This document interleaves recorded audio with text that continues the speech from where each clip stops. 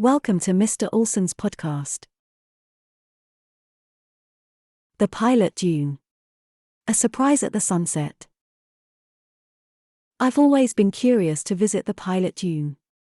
Of all the times that my friends told me about this place, they only said wonders and highlighted its beauty and the difficulty of climbing the largest dune in Europe. They just didn't tell me one elementary thing, but, eventually, it's the most significant of all. I followed their recommendation to arrive at the end of the afternoon.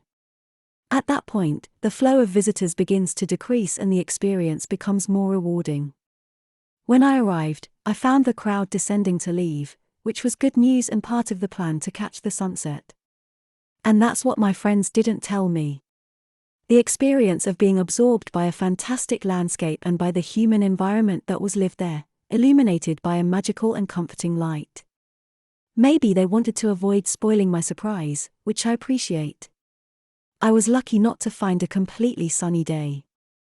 The clouds gave texture to the sky and created magnificent reflections of sunlight on the water, cut by the sand of the Bank of Arguin, surrounded by boats that drew lines in the calm water. The dune offered an irregular support to the notes of humanity in communion with nature. Because when I looked around, I noticed that each one was freely enjoying everything that this natural space offered. Everyone saw it their way, everyone felt it differently.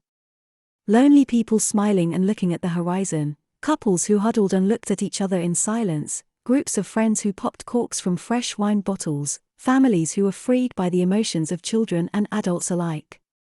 In fact, this was one of the few times that, surrounded by people, I felt part of something bigger, of a communion between the human and the nature. There I was half abstracted and half aware of my surroundings, I suppose with a smile on my lips, and when we left I was happy.